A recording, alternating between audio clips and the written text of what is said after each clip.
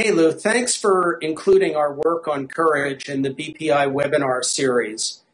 And, you know, with all of the turbulence and the downsizing and flattening of organizational structures and the tougher scientific and regulatory hurdles and the demand for better work at a lower price with faster and faster cycle times, it's no wonder that the conditions that require courage, fear, pressure, insecurity, uncertainty, that they've almost become for teams today.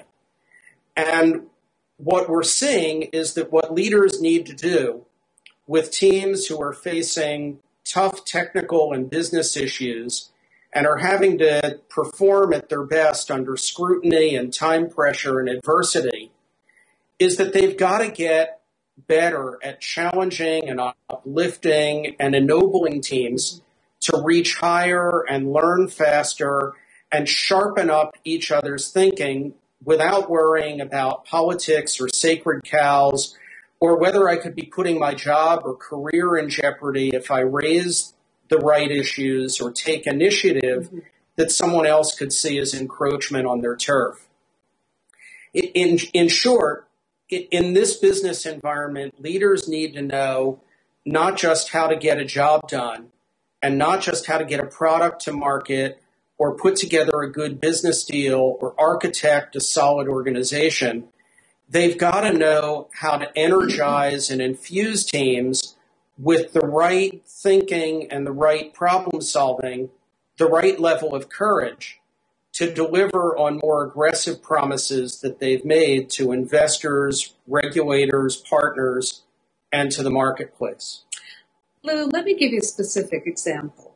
Say you're the managing director, or in American terms, the division general manager of a business unit, and you've been told by the CEO and the board that it's mission critical for you to improve your profit margins and your receivables in this tough market.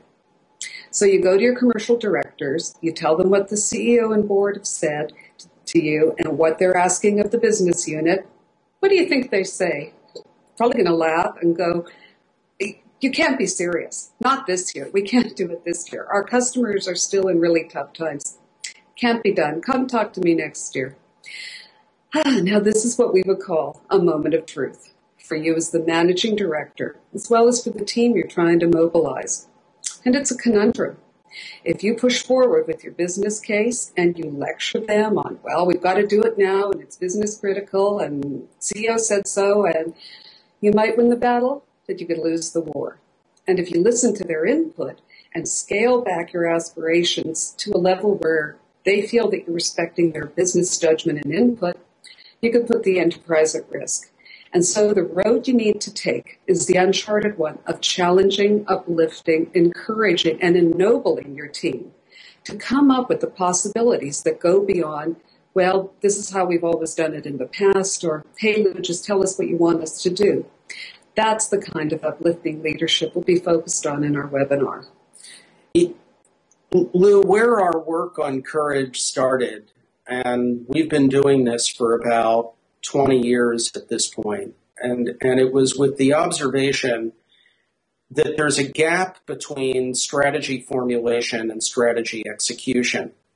And it's like in the example that Louise just used, you can be very clear and see what the managing director needs to mobilize his or her business unit to achieve, but the actual getting it done is a different set of muscles than simply envisioning the possibility. And when we started asking the question and started looking at what are the differences in the subcultures of teams that rise to those challenges and get it done, and how do those cultures differ from teams that try it and give up along the way, or who view speaking up as educating their management about why the aspirations are out of touch with reality rather than what we've got to achieve.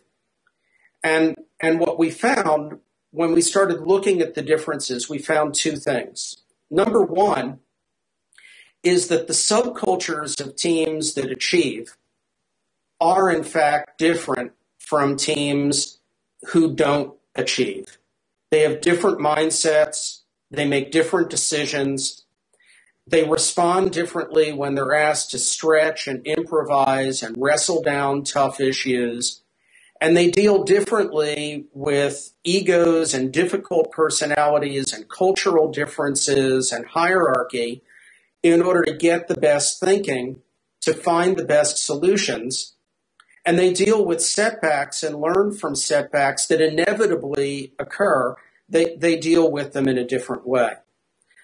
The second thing that we found when we looked not just at the cultures of teams, but we looked at leadership practices, is that there are very specific things that leaders do when their teams hit the wall and when their teams object and when their teams balk at what's being asked of them that gets under the wings of their teams and lifts them to another level.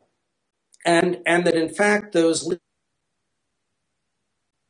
leaders, they don't just a culture, they shape a culture. And in some cases, with some of our clients in mega corporations, they actually create subcultures that are very different from the dominant cultures of the corporation as a whole and are far more courage building than what exists in the rest of the organization.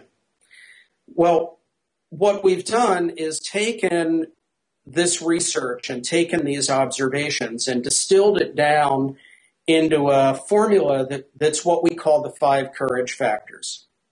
And the 5 courage factors are basically the instincts that are shaped at moments of truth, like the ones that managing director faced when he came back with the mandate from the board and the team said, we can't do this. Or moments of truth that are dealing with skeptical or fearful or resistant investors or partners or consultants or payers, any of the network of people that have to be mobilized in order to execute on a tough strategy. In our webinar, we'll give your subscribers a richer description of those 5 courage factors. We'll practice the things that leaders can say and do to fortify their teams with courage, to take on the challenging business conditions as a call to action rather than a call to retreat, and to speak up, step up, and make a difference. See you there. See you.